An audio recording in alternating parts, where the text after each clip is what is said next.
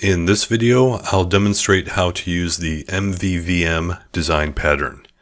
MVVM is Model-View-ViewModel. This will cover the basics of using it. There are some more advanced techniques, but I won't get into those in this lesson. By the way, the MVVM pattern is very similar to MVP, Model View Presenter, and MVC, Model View Controller patterns. If you aren't familiar with MVVM, it's just a way to organize your code. The views, for example, in a Windows form project, this would usually be a form or a control or user control. In a WPF project, your views would be the window classes, the XAML and XAML.cs files. The models in MVVM are the business classes. These are the things in your program. So if you're writing an order entry program, you would probably have a customer model, an order model, an inventory item model. And these classes will contain most of the logic, the thinking, and the calculations. The view models are a layer in the middle. They handle communication between the views and the models. They usually don't have much logic in them. Instead, when a user clicks a button in the view, for example, the view model will pass something down to the model or the models and say, do this, do the work that the user has requested. In this example, we're going to start with a very small project, just one screen to validate a password, make sure it's complex enough, and we're going to change that to an MVVM implementation of the same screen. And I'll warn you right now, when we have the implementation using MVVM, it's going to look a lot more complex, but it is going to give us some benefits, and I'll show you those at the end. So let's see what our password complexity program looks like. When I run the application, I have two buttons here. This first button will show the non-MVVM version, and the second button will use the MVVM version. So we'll click on the non-MVVM version first. We have one little text box here where we'll enter in a potential password, and then we'll click on the check password button. So if I type ASD and check the password, I get a warning that the password must be at least 8 characters long. If I give it a 9-character password, I get a warning that the password needs to contain at least one uppercase character. If I add an uppercase character and check it, I get a warning that the password needs to have at least one number. And if I add a number and check the password, we get the message that this is secure. This is going to be the logic behind our password complexity checker.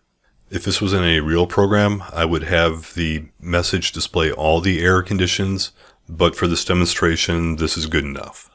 So let's look at the code. Here I have the XAML for the page. I've got a text block for our label error message. Then I've got a text box where we can enter in the password, and a button that when we click it, this calls the onClick validate password function. And if we look in the XAML.cs file, the onClick validate password function does all the checks. It looks to see if the password is less than 8 characters. If so, it displays password must be at least 8 characters long, and it does all of our other checks until finally, if all the conditions are met, it displays password is secure. This code works, but there's two possible problems with it.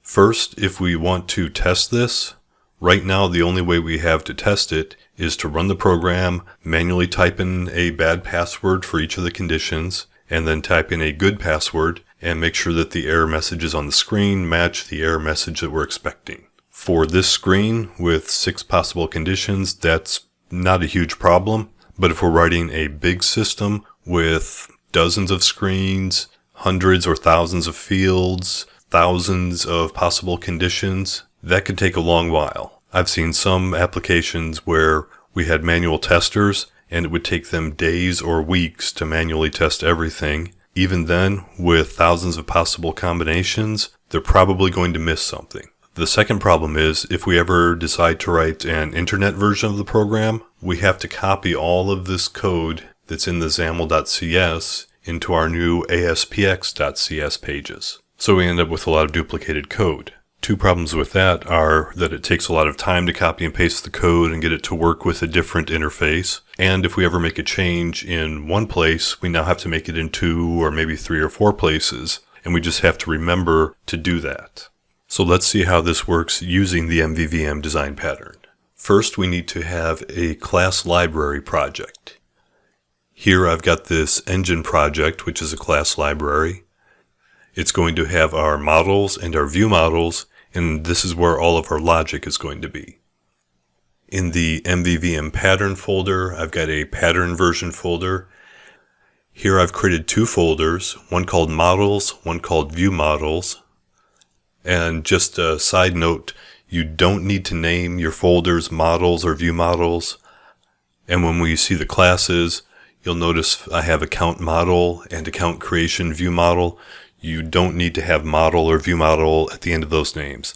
I just did that to make the demonstration a little bit clearer. So I'll close our non-model files. And here I created a model that I called account model. This class has 3 properties. It has a name property, which we're not going to use in this example. I just added it in to make the class look more realistic. We have the password property, which we are going to use, and we have the validation message property, which we're also going to use. If you notice, the properties all have backing variables, the private underscore name, underscore password, and underscore validation message, and the password and validation messages have this onPropertyChanged function call. This is how we're implementing the iNotifyPropertyChanged interface. This is how the model is going to communicate something back to the user interface, to the view. So the view knows something changed in the model, and now I need to update some of the values on the screen. The account model class also has a function, validate password. And this is all the logic we had before. This says if the password property is less than 8 characters long, then set the validation message property to this string. So it's the same logic, we've just moved it down into the model. Next we'll look at the view model, which I named account creation view model. And notice this is a pretty slim class. A lot of your view models will be very, very thin, very slim. They're not going to have a lot of logic in them. In fact, the only thing this class does is when we instantiate an account creation view model object, then we create a new account model. So our view model is creating a model, and it's setting that as a property on the view model. And we've also got this validate password function that goes down into the new account property, which is the account model we created, and it calls the validate password function. That's this function here that checks the password property and sets the validation message. For the next step, because the models and the view model classes are all in this engine class library project, we need a way for our user interface project to be able to see these models and view models. So we would do that by adding a reference inside the Workbench WPF project, the view project, and we set the reference into the engine project. So if we look in references here, I've already added it. If I hadn't added it, I could right click on references inside our view project, say add reference, and then select the class library project with our views and our view models. So let's look at the view code. Here's our new account creation view class that uses the MVVM design pattern. You notice on lines 6 and 7, I added a couple of lines that let Visual Studio know which view model we're using and where it's at, which namespace it's in. And down in the XAML code, now I'm using data binding. So the text block for the validation message now uses binding. It's going to bind to the view model, which has a new account property, and the new account property is an account model object, which has a validation message property. So that's the value that will be displayed inside the text block. And in the text box, we're binding to the new account password.